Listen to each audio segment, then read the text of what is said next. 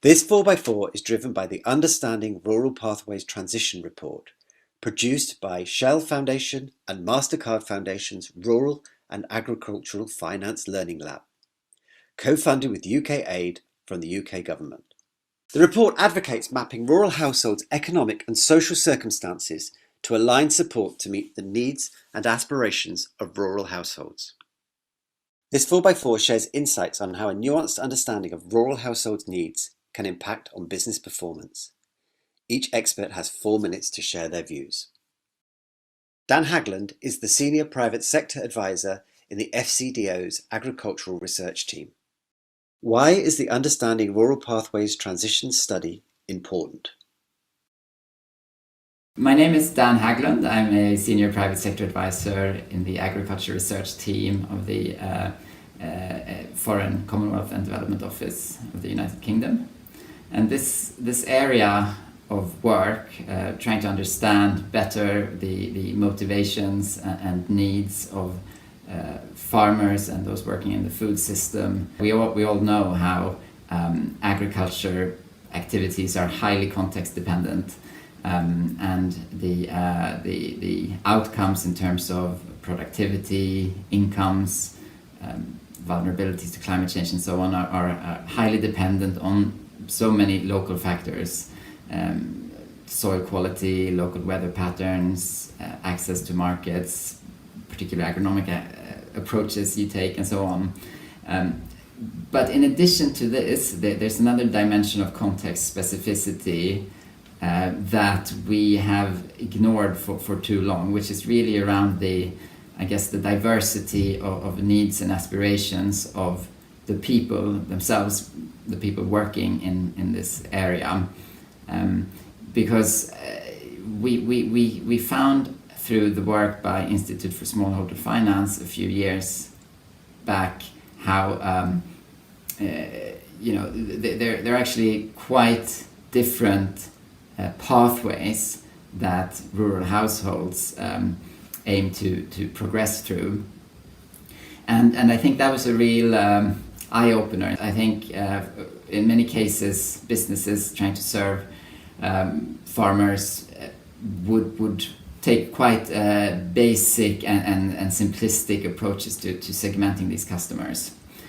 So I think the work that we then launched together with Shell Foundation and MasterCard Foundation really tries to unpack further those questions around different categories of pathways mapped out from that initial piece of work, but we wanted to, in an empirical way, by surveying over 1,000 rural households in Kenya, understand a little bit more about just what sort of drives whether a household can progress through their preferred pathway or not. So really trying to unpack the enablers and barriers to these pathways taking place. This work is really important, I think, because now that it's come out, it's kind of telling us two things, really. The first is that it's adding a bit of specificity and sort of a bit of a map to what these different barriers, enablers are and how they vary,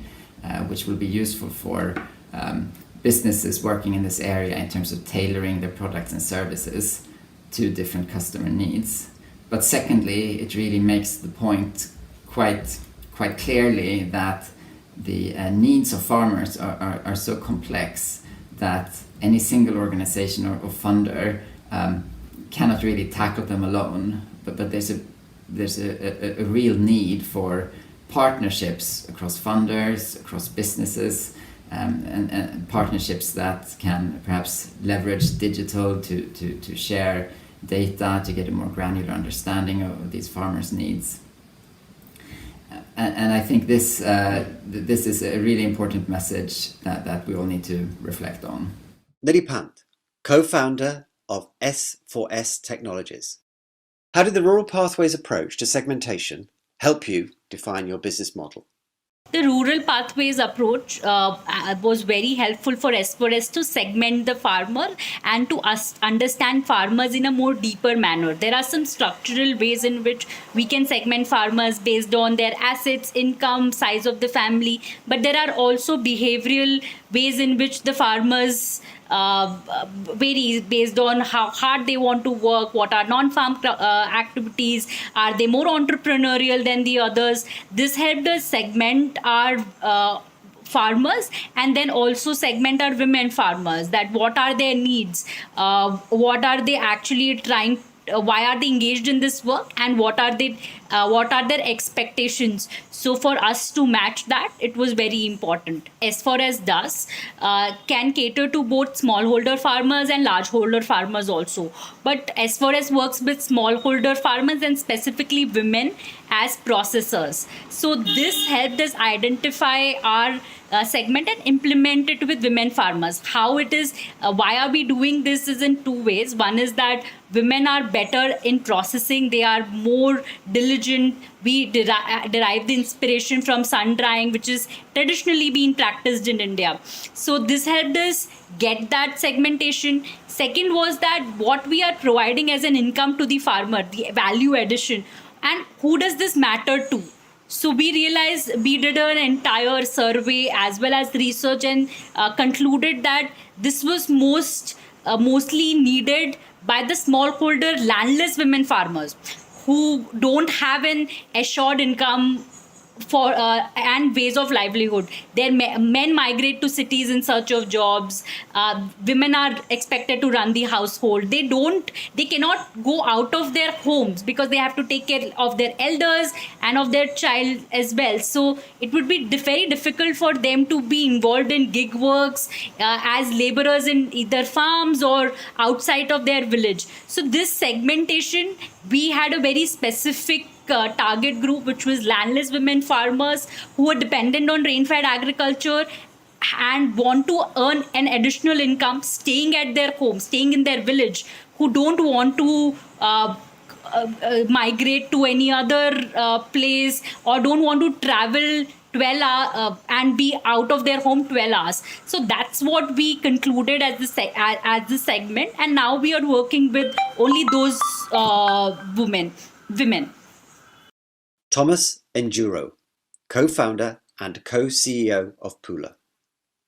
The Rural Pathways Report stresses the importance of partnership. How important are partnerships to your business model, and who is your client and who is your customer? So the reason I was smiling is because I get asked that question a lot around who is your client, who is your customer, who is your beneficiary, and it's a quite a tricky one to answer. But the way we've seen it is that always again, purely from a business perspective, your client is the person who pays you, right? But then you have the beneficiary, and how we build. Because when you have the client and the beneficiary being two different parties, then you always have to think partnerships very creative, because it's like an indirect. So okay, one, I want to benefit the farmer, right? So what I always make sure in terms of selecting potential partners or potential clients for that matter is the client must have an interest in the beneficiary, in the success of the beneficiary, that actually can be taken care of by my solution or my product. So and that's our model, right? So we talk to clients or potential clients or partners who we can clearly see a direct, and in most cases, financial interest in the success of the farmer, in building the resilience of the beneficiary farmers. And otherwise, you will find yourself talking to the wrong people who have no interest whatsoever to protect that farm. On the other side, for the insurers and insurance market, I think it's luckily I worked in the insurance market in Africa as well as Europe, and what used to come out very clearly is that there's this untapped market in agriculture. So they know that it's untapped. There's a lot of potential because, well, it's a white space, and no one has actually thought or cracked it. Then the conversation is about, I'm going to help you sort of get into a market that is huge, is big enough in a sustainable manner. So I have to also make sure that in as much as I have the beneficiary in mind, I also have to think about the sort of sustainability of the model. So I make sure that the insurer, they're happy and they can see the long term, that there's a big market here, because it's not something that he hit it big fast day. Because I always say, like, agriculture insurance, or actually agriculture, smallholder agriculture, is like an onion.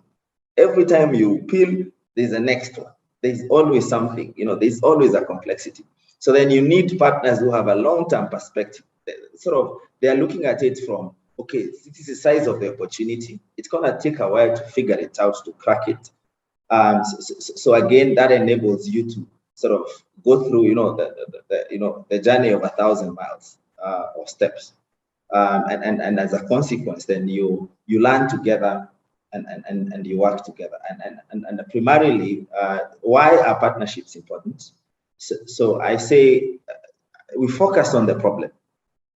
And people ask, why are you not an insurance company? You should be an insurance company. I say, I think in the world, there's enough insurance capacity and capital, right? You don't need more insurance capital. The problem is, that particular supply problem and the demand problem. And that's what we're gonna focus on, because if we try to do everything, then you lose focus. And the consequence of that is that when you lose focus, you don't have sufficient traction to actually solve the problems that matter the most. Nidhi Pant, co-founder of S4S Technologies. How can other enterprises and funders maximize the benefits of the Rural Pathways model? I think funders and investors can really look at the report and take some key insights from it, where they know that funding is not similar for all the sort of enterprises. It will depend on the customer segment that they are catering to. The cost structures of the enterprises would also be very different. It also there is an important learning from the report that when we are working with the most vulnerable population, they also need a lot more of capacity building and training. So where the type of funding, the flavor of the funding would also vary from an early stage to a later stage. Also, they can take a lot of learnings in terms of how to integrate various other components of not only the business, but to achieve that end outcome, you need to integrate multiple others facilities like asset financing is one, market linkages is other. So even that segmentation is very useful, and maybe funders can refer to it while designing challenges, while funding enterprises, and it can help them to decide the ticket size of funding. It can help them to decide what stage they want to fund, what type of funding, debt, equity, non-dilutive, what that type of funding can be. Initially, we were funded by various challenges, which include your awards and agri challenges. And then that was when we validated our technology. So technology is present in 15 countries. We have 2,500 installations. Then the second stage of funding was where we received support from Shell Foundation, is to integrate gender also and make our business model more concrete, and to provide both market linkage as well as technology support to the farmer. That's where we had the non-dilutive grant funding. And after that, once we have reached that scale, we are doing considerable business. And that at that point of time, we raised our seed round from US-based investors, and now we have a total of 2.1 million equity funding, both in seed as well as pre-series A that we have raised. The CASA programme is proud to work in partnership with the Shell Foundation to share knowledge and insights with the agricultural investor community in Asia and Africa. Visit the event page of the CASA website to see recordings of other expert viewpoints shared in the CASA 4x4s and webinar series.